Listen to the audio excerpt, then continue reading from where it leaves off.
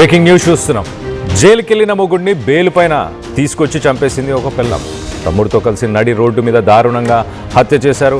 ఇటు మార్కాపురం జిల్లా పెద్దరావీడు మండలంలో ఈ ఘటన చోటు చేసుకుంది. గంజాయి కేసులో జైలుకెళ్లిన లాలు శ్రీనుని భార్య ఝాన్సీ, అలాగే భార్య ఝాన్సీతో పాటు తమ ఝాన్సీ సోదరుడు ఇద్దరు కలిసి హత్య చేశారు. ఇటు భార్య ఝాన్సీకి ఎఫ్ఐఆర్ ఉందన్న అనుమానంతో వేధింపులు కొనసాగిస్తున్నాడు. బయటకు వచ్చాక భార్యను చంపేస్తానంటూ ఇటు వార్నింగ్స్ ఇచ్చిన శ్రీనుకి ఆ తమ్ముడితో కలిసి ఝాన్సీ భర్తకు సుపారీ గ్యాంగ్తో స్కెచ్ వేసింది. బెయిల్పై తీసుకొచ్చి నడి రోడ్డు పైన ప్రాణం తీసేసిన అక్క తమ్ముడు అని చెప్పుకోవచ్చు. ఇటు ఇద్దరు అరెస్ట్తో మొత్తానికైతే ఇద్దరిని అరెస్ట్ చేశారు. సుపారీ గ్యాంగ్ మాత్రం ప్రస్తుతానికి పరారీలో ఉన్నట్టు తెలుస్తుంది. సో దీనికి సంబంధించి మరింత ఇన్ఫర్మేషన్ తీసుకునే ప్రయత్నం చేద్దాం. ఇటు మా ప్రతినిధి శ్రీనివాస్ ఉన్నారు. శ్రీనివాస్తో మాట్లాడి తెలుసుకునే ప్రయత్నం చేద్దాం. శ్రీనివాస్, చెప్పండి, అసలు ఇటు భార్యకి వివాహేతర సంబంధం ఉన్న అనుమానంతోనే చేశాడా, లేకపోతే ఈ భార్య ఝాన్సీ తనని చంపేస్తానన్న నెపంతోనే ఈ శ్రీనుని ఝాన్సీతో పాటు తమ్ముడు ఇద్దరు కలిసి ఈ పనికి, ఈ ఘాతుకానికి పాల్పడ్డారా? జరిగిన సంఘటన మీద పోలీసులు లోతైన విచారణ జరుపుతున్నారు. జరిగిన సంఘటన బట్టి వాళ్ళు వివాహేతర సంబంధం ఉండబట్టే ఇతను శ్రీనుని చంపేశారు అని చెప్పేసి పోలీసులు నిర్ధారణకు వచ్చిన సంఘటన కనిపిస్తుంది. కాకపోతే అక్కడ ప్రాథమికంగా కొన్ని విషయాలు అయితే మనకి లభించడం జరిగింది. వీరు శ్రీనుకి ఝాన్సీకి 17 సంవత్సరాల క్రితం వివాహం కావటం, వారికి 3 సంతానం కలగటం అంతా బాగానే ఉన్న క్రమంలో కూడా అడపాల లాలు శ్రీను చెడు వేషాలకు బానేశారు. ముఖ్యంగా గతంలో వాళ్ళ పేకాట శిబిరాలు నిర్వహిస్తూ అనేక దఫాలుగా కూడా పోలీసు రికార్డ్స్ లోకి ఎక్కిన చరిత్ర ఉంది. అదే కోణంలో కూడా కొంతకాలము అతను ఆగిపోయిన తర్వాత చెడు వ్యసనాలకి నుంచి బయటికి రాలేక గంజాయి వ్యాపారం చేస్తూ గంజాయికి బానిసైన క్రమంలో కూడా గంజాయి తీసుకొస్తూ అమ్ముతూ ఆ నేపథ్యంలో కూడా అనేక సార్లు పోలీసులు రికార్డ్స్ లో అతని పేరు నమోదైన క్రమంలో కుటుంబ పోషణ నిమిత్తము ఝాన్సీ గుంటూరులో కొంతకాలము ఉద్యోగం చేసిందని, ఆ ఉద్యోగం చేసే క్రమంలోనే గుంటూరుకు చెందినటువంటి సత్యనారాయణ అనే వ్యక్తితోటి వివాహేతర సంబంధం ఏర్పడిందన్న మట్టికి సమాచారం ఉంది.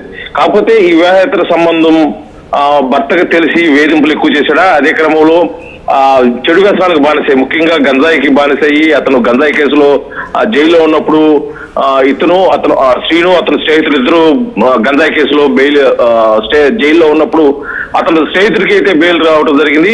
ఇతనికి శ్రీనుకి బెయిల్ రాకపోయేసరికి అది కొద్దిగా కక్ష పెట్టుకొని భార్యని బావమర్ది అశోక్ని ఇద్దరిని కూడా అనేక పర్యాయాలు అతను చూడటానికి వచ్చినప్పుడు ములాఖాతులో బెదిరించిన సందర్భాలు అయితే ఉన్నాయని చెప్పేసి కూడా సమాచారం ఉంది. అయితే ఈ బెదిరించిన నేపథ్యంలో ఎప్పటికైనా ఇతను అడపాల శ్రీను తోటి కొద్దిగా ఇబ్బందికరమైన వాతావరణం ఉంటుందని చెప్పేసి మొదటి నుంచి కూడా భావిస్తున్నటువంటి భార్య ఝాన్సీ అతను తమ్ముడు అశోక్ తోడు కలిసి ఈ హత్య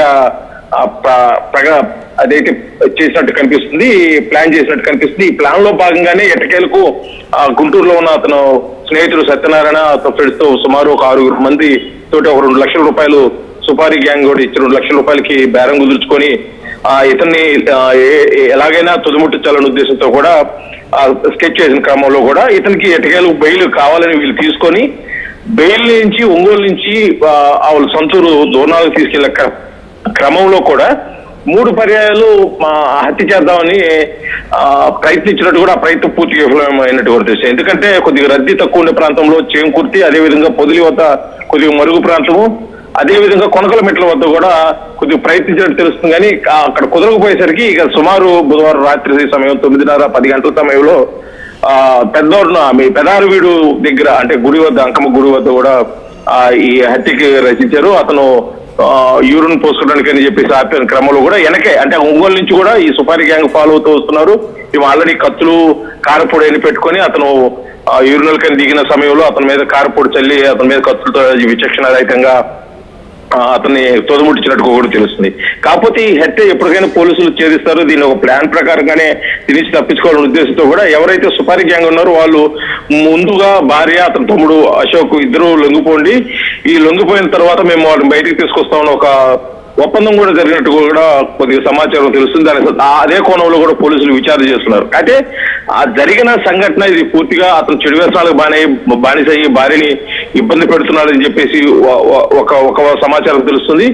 భార్య చెడు అక్రమ సంబంధాలతో కొనసాగిస్తుంది కాబట్టి భర్త అనుమానం పెంచుకుని చెడు వ్యసనాలకు బానిసయ్యి ఆమె మీద కక్షగా పూర్తిగా ఆమెను చిత్రహింసలు పెడుతున్నాడు కూడా జరిగింది. ఏదేమైనప్పటికీ జరిగిన సంఘటనలో అడపాల లాలు శ్రీను హత్య గావించబడటం, ఆ హత్యకి బావమరిది అశోక్, భార్య ఝాన్సీ ఇరువురు ప్లాన్ రచించినట్టు కూడా తెలుస్తుంది. ఆ ప్లాన్ లో భాగంగానే 6-6తోటి సుపారీ గ్యాంగ్ మాట్లాడుకొని అతనైతే ఎట్టకేలకు చదువుబుడిచినట్టు కనిపిస్తుంది. కానీ దీనిపై ఇంకా ఆ సుపారీ గ్యాంగ్ ఎవరుతున్నారో 6 సభ్యులు వీళ్ళు పోలీసులు చెప్తున్న ప్రకారం 4 ఉన్నారు. వాళ్ళ స్నేహితులు సత్యనారాయణతో కలిపి ఈ 4 పరారిలో ఉన్నారు. వాళ్ళు కూడా త్వరలోనే పట్టుకొని పూర్తిగా ఈ కేసులు అయితే ఛేదిస్తామని చెప్పేసి మార్కాపురం డిఎస్పీ చెప్తున్న పరిస్థితి. అయితే జరిగిన సంఘటనల మీద అసలుకి ఏం జరుగుతుందో, అసలు క్రైమ్ రేట్ ఏ విధంగా పోతుందో కూడా అర్థం కాని పరిస్థితి. ఎందుకంటే ఇతను శ్రీనివాస్ ఎవరైతే మృతుడు ఉన్నాడో అతను గతంలో అనేక చెడు వ్యసనాలకి అంటే ప్యాకెట్ శిబిరాలు నిర్వహించారు. పోలీసులు అతని మీద అనేక పర్యాయాలు కేసులు నమోదు చేయడం, అతను కోర్టుకు హాజరుపరచుకోవడం జరిగింది.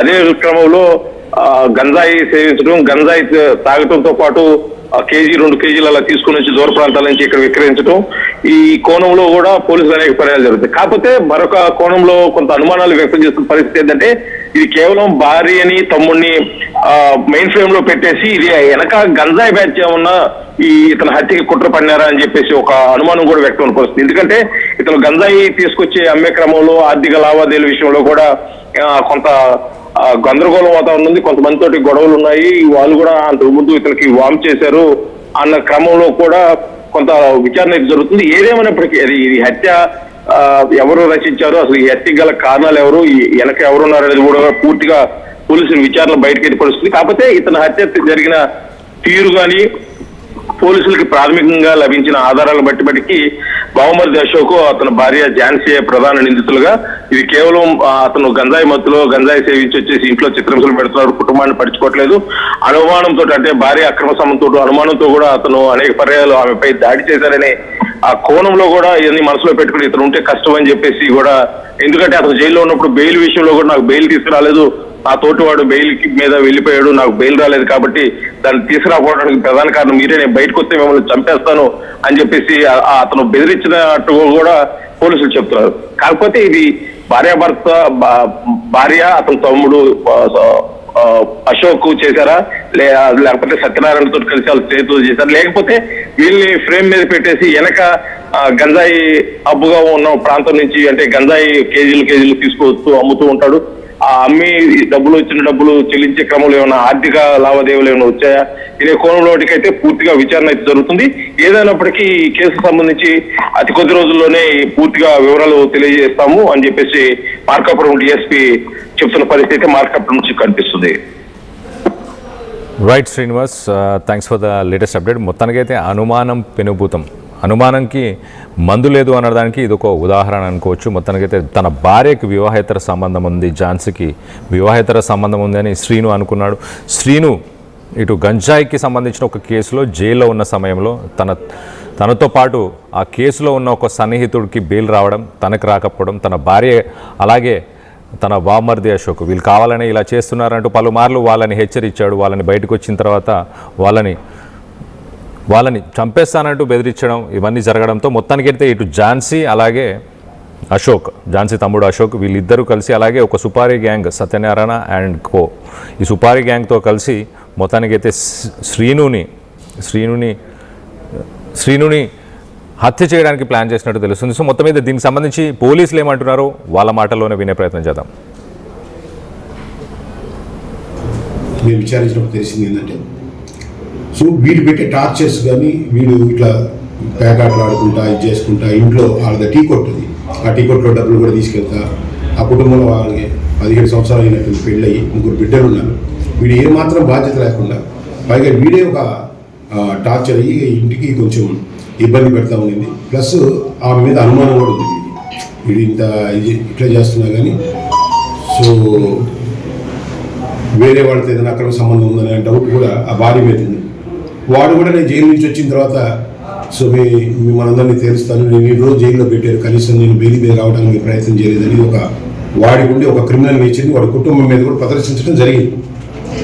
సో వీడు అడ్డం అనుకున్నారో లేకపోతే వీడి వల్ల మాకు థ్రెట్ అనుకున్నారో ఏదో మొత్తానికి వీడు ప్లాన్ చేసేసి వేరే వాళ్ళతో కూడా కొంతమంది కలిసి ఇన్వాల్వ్ అయినట్టుగా మాకు దర్యాప్తులు తెలిసింది. మేము విచారించినప్పుడు తెలిసింది. చరిత్ర సృష్టించినోడు ఇప్పుడు ఆ చరిత్రని తిరగరాయబోతున్నాడు. అబద్ధాల గోడల్ని బద్దలు కొట్టి నిజాలను రాగా మీ ముందుంచబోతున్నాడు. నిజమైన వార్తల కోసం వెంటనే డౌన్లోడ్ చేసుకోండి రా యాప్ని.